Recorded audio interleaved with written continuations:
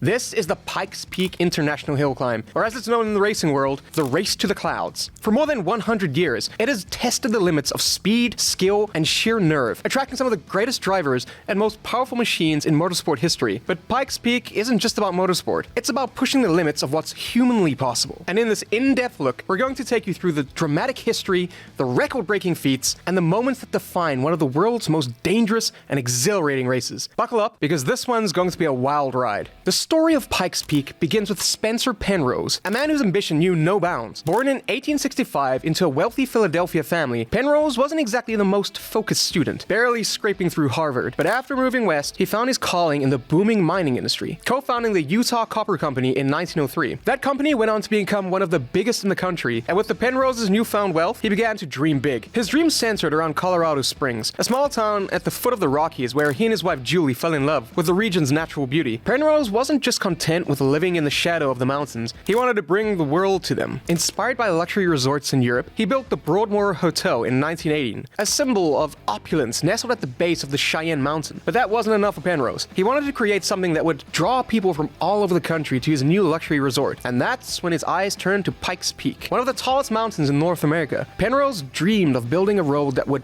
take people all the way from the base of the mountain to the summit. But it was an audacious idea, especially for the time. But Penrose believed that it was possible. In 1916, after years of planning and construction, Penrose's vision came to life. A 12.42-mile road snaked its way up the mountain, with 156 sharp turns and hairpin bends that would challenge even the most experienced drivers. The average gradient of the road was 7%, and it climbed nearly 5,000 feet in elevation, from 9,390 feet at the starting line to over 14,000 feet at the summit. It was a marvel of engineering at the time, and to celebrate, Penrose organized the very first Pikes Peak hill climb just 2 months after the road was completed. The first ever Pikes Peak International Hill Climb took place in August 1916. It was far from the highly organized, sponsor-heavy event it is today. Only a small group of racers participated, with Ray Lentz taking the victory in his Romano Demon Special, with a time of 20 minutes and 55 seconds. By today's standards, that time seems slow, but when you consider the condition of the road back then, it's an incredible achievement. The road was a rough, gravelly path, full of loose rocks, dust, and potholes. There were no guardrails to prevent cars from sliding off the edge, and safety measures were non-existent. Drivers were taking on a real risk that added to the event's mystique and danger. In the years that followed, the race grew in popularity, attracting more drivers eager to test their skills against the mountain. What made Pikes Peak so special wasn't just the challenge of the road itself, but the fact that it pushed both man and machine to the limits. It wasn't just a race, it was a proving ground for innovation in the automobile industry. The early years of the race saw the rise of American automakers like Ford and Chevrolet, who used the event to showcase the power and durability of their vehicles. However, as more drivers started to take on the mountain, it became clear that this wasn't just about who had the fastest car. It was about who had the guts to push their vehicle to the limit while dancing on the edge of disaster. Perhaps no family is more synonymous with Pikes Peak than the Unsers. It all started with Louis Unser, affectionately known as Uncle Louis, who won his first Pikes Peak race in 1934. Louis' background as a mechanic gave him a deep understanding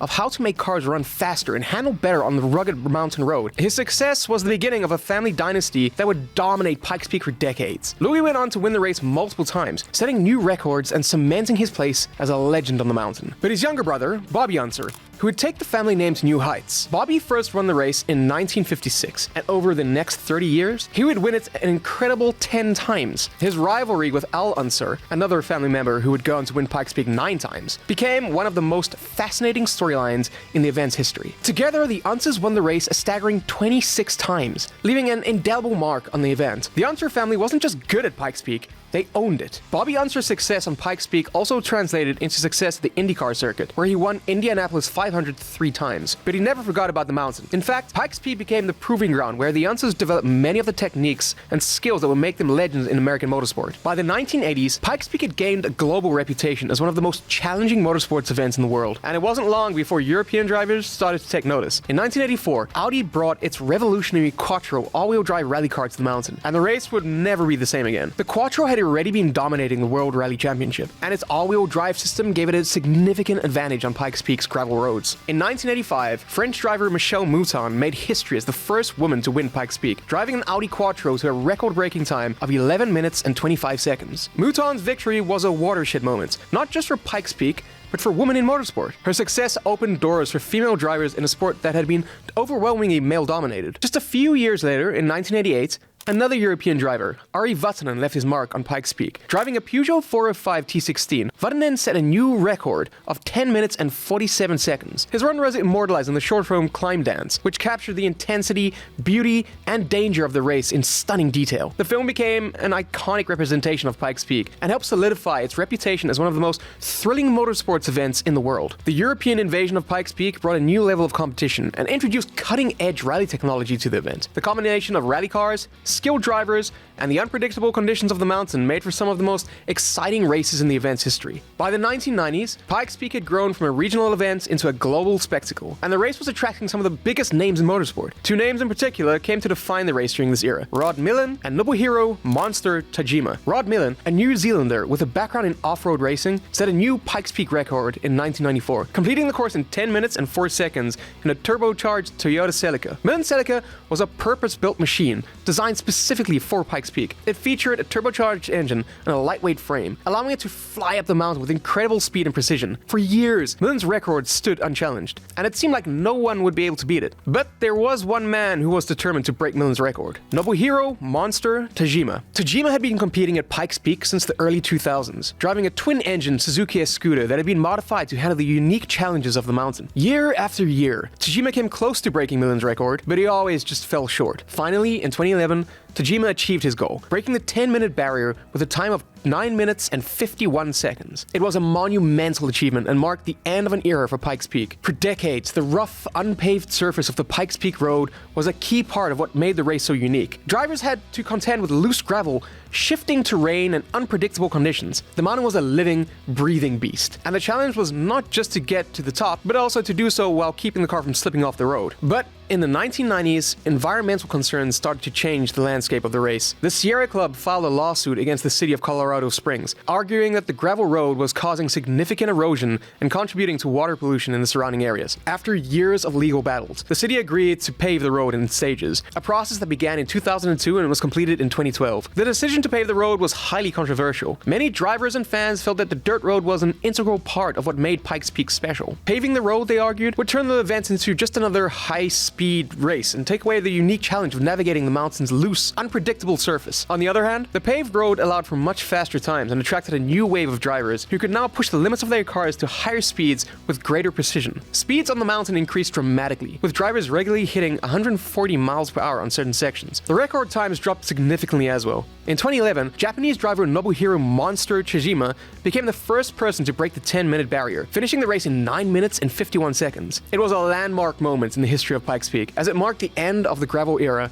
and the beginning of a new, faster, and more dangerous chapter. As the automotive world began to shift towards more environmentally friendly technologies, Pikes Peak became a proving ground for electric vehicles. The unique conditions of the race made it an ideal setting for EVs to showcase their capabilities. Unlike traditional combustion engines, which lose power at high altitudes due to a lack of oxygen, electric motors don't suffer from this. As a result, EVs can maintain their performance regardless of elevation, making them a natural fit for Pikes Peak. In 2015, Millan, son of Millan, set a new world record for electric cars with a time of 9 minutes and 7 seconds. Driving the all-electric EO-PPO3, Millan's car was an absolute beast, generating over 1,300 horsepower and reaching speeds of up to 150 miles per hour on the narrow mountain roads. This marked the beginning of the electric revolution at Pikes Peak, as more and more manufacturers began to invest in electric technology for the race. But it wasn't until 2018 that electric vehicles truly took center stage at Pikes Peak. That year, Volkswagen entered the race with the IDR, a fully electric race car designed specifically for the event. Driven by Romain Dumas, the IDR shattered all previous records, completing the course in just 7 minutes and 57 seconds. It was the first time in history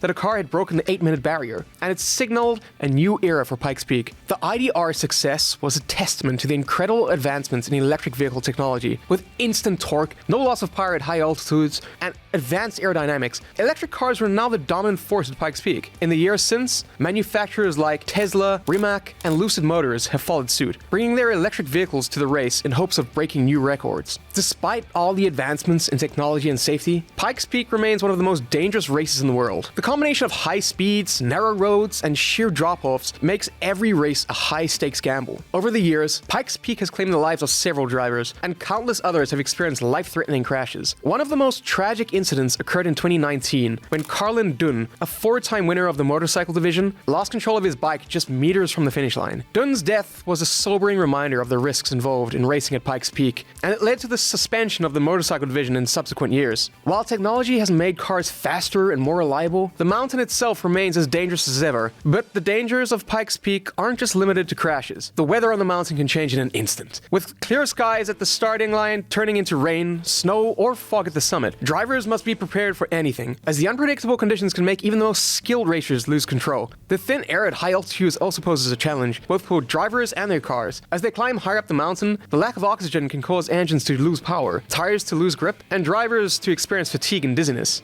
As we look to the future, the legacy of Pikes Peak remains stronger than ever. What began as a small regional race has grown into one of the most prestigious events in motorsport, attracting drivers from all corners of the globe. The race has evolved with times, embracing new technologies like electric vehicles, while maintaining its core challenge, to conquer the mountain. Today, Pikes Peak is more than just a race. It's a testing ground for the latest advancement in automotive technology, from high-performance internal combustion engines to cutting-edge electric drivetrains. With new records waiting to be broken and new stories waiting to be told, the future of Pikes Peak is bright. But no matter how much the race changes, the spirit of Pikes Peak remains the same. It's a race that tests not only the capabilities of machines, but also the endurance and determination of the drivers who take them to the summit. Pikes Peak will always be a place where legends are made, where the impossible becomes possible, and where the race to the clouds never truly ends. Thank you for joining us in this deep dive into the history of the Pikes Peak International Hill Climb. If you enjoyed this story, be sure to hit that like button, subscribe, and leave a comment below. We'd love to hear what legendary races or motorsport events you think we should cover.